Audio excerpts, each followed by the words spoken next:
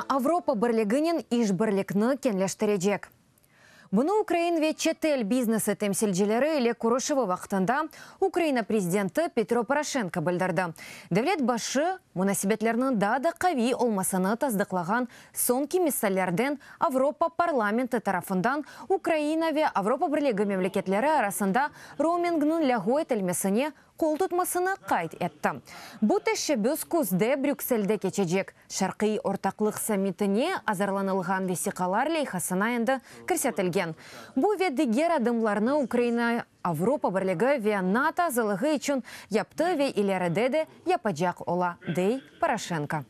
Я вірю в те, що ми можемо увійти до Шенгенського Союзу. Шенген бірлігіне кережігімізге инанам. Авропа бірлігінің гумрюк бірлігіне кережігімізге инанам. Энергетик бірлігіне кережігімізге де инанам. Украинын екене ава бошлығының азасы олачағына инанам. Бұтын бұл адымлар bizim үшін Авропа бірлігі ве НАТО азалығы açılmasından evvel olmalı.